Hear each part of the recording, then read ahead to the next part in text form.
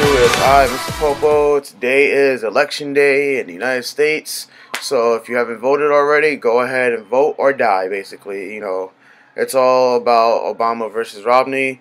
I'm in New York, and I already cast my votes.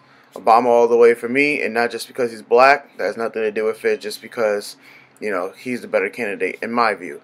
But besides that, I am here to talk about the K-drama, one that aired yesterday, The King of Dramas. Now, this drama is headlined by Myung-min, who basically is making his first television drama after 4 years of a Beethoven virus. Also, Choi Siwon of Super Junior and Jung Ryeo-won of My Lovely Samsoon, or one of my favorite K-dramas earlier this year, History of the Salaryman. If you haven't checked out History of the Salaryman or Beethoven virus, check it out. But with that said, I want to move swiftly toward the synopsis of this drama.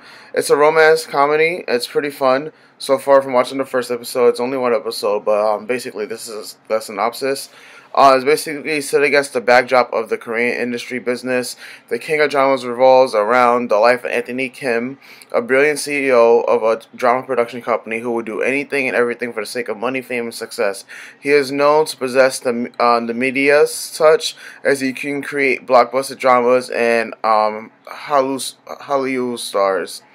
The Hallyu wave, basically, the Korean wave also. That's basically what he's known to create. One day he gets to work with an idealistic writer, Lee Go-eun, who is, Jung-won, who dreams of becoming a top writer someday, and the handsome but arrogant and egotistic Hallyu star, Kang-min, who is Choi Siwon. Basically, that's the synopsis of it. Thank you, Asian Wikia, for the synopsis. Now on to the review itself. Now, basically, this review is kind of long because, it's just the first episode, and everyone's kind of getting acquainted to these characters. But without further ado, here we go. Anthony Kim is basically a typical executive who's only concerned about the results and his own personal success. He lectures students about the impact of Korean dramas that had around the world, and we basically get a vignette of all the places around the world with people watching K-dramas, and it's pretty cool.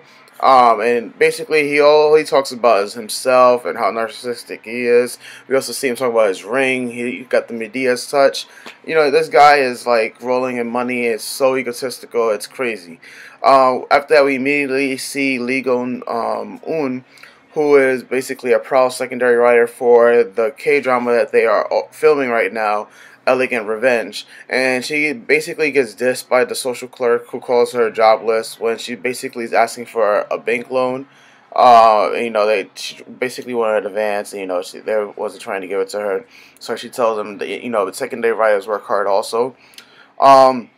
Moving along, we have writer Jung, who basically has been a professional in this business, a scriptwriter for over 20 years, and she is refusing to write the ending for Elegant Revenge by basically doing a promotional ad for orange juice, and basically the ending that Anthony Kim wanted was the main character to die after he drinks orange juice.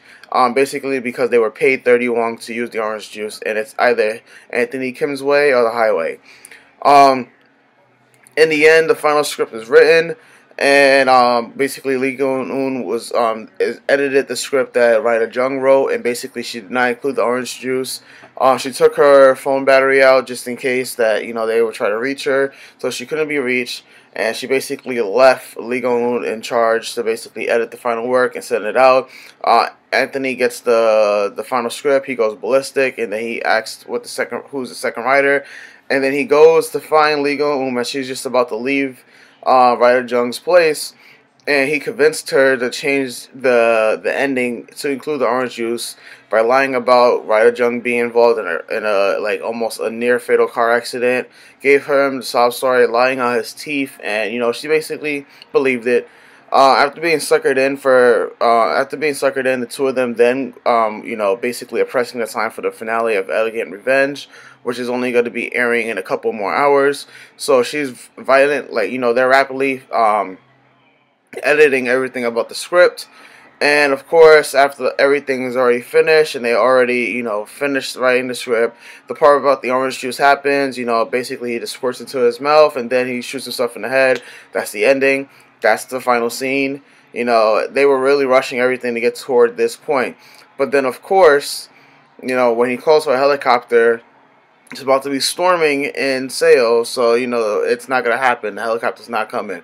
So basically, they have no other choice but to use the express delivery man. The express delivery man is there, just looking, chill, and he basically, he's a guy who only makes like $2,000 a month from doing deliveries.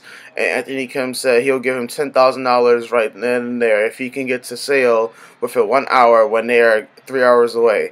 The delivery man takes off, and Anthony Kim and Go-eun basically follow behind him to make sure that they will get there, which is kind of stupid because if they was going to follow behind from the get-go, then they could have just gone from the get-go and not have to waste $10,000. But that's a whole different story. So of course, everything this is already the cliche part. An accident happened.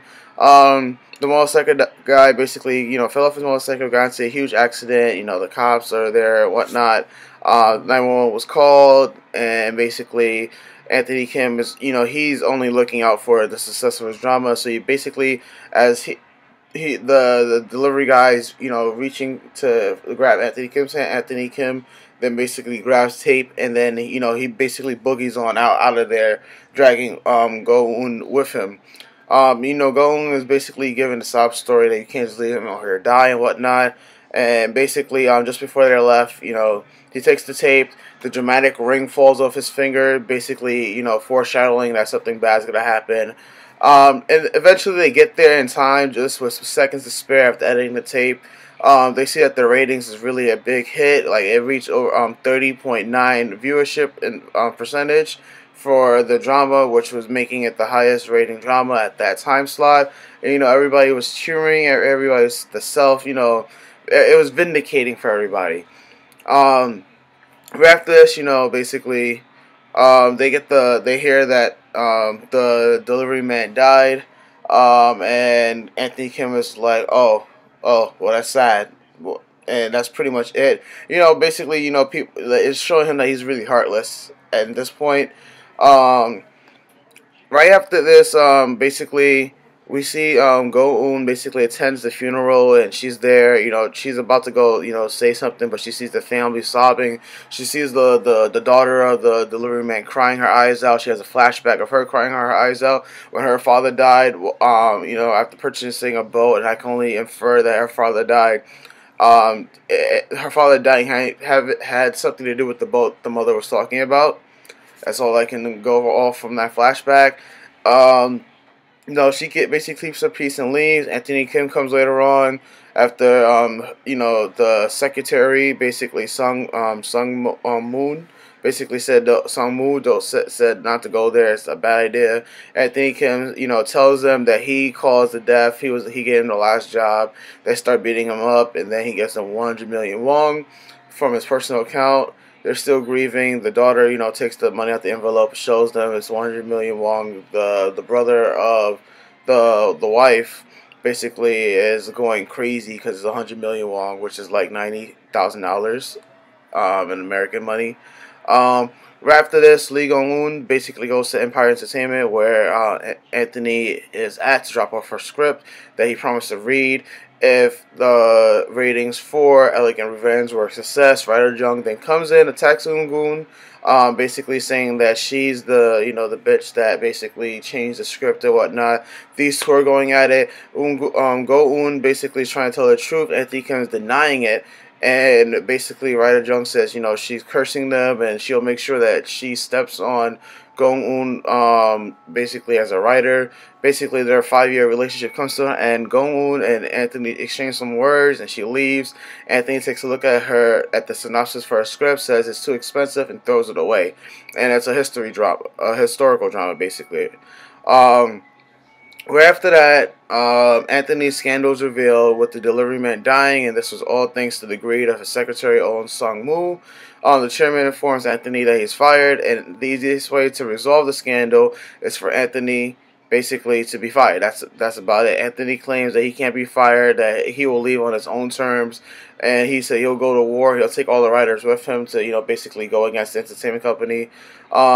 We see a little face-off between Sang-Moo and Anthony over the writers on who has a better bid and whatnot, and the whole contracts and whatnot. In the meantime, Lee Go-eun, just when you thought she would just gonna leave embarrassed how she was, she comes back for Pale Out for Orange Juice and dumps it all in the face of Anthony, shocking him and basically ending our episode. The episode, in my opinion, I gave it a 3 out of 5. It is the first episode. There's a lot of cliches, but it does keep your interest for a lot. Lee Go-eun's acting, as usual, is amazing. I loved her in the History of the Salaryman. And this is another drama I'm expecting big things from. I know this is a comeback drama for Anthony Kim's character, so I'm expecting to see where this goes. Hopefully, things will pick up better with the second episode that will be released today. And with that, hopefully I'll have a shorter review this time.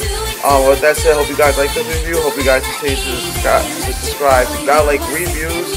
And that's about it. You guys know it. Nobody can be God, but everybody has the potential to be God.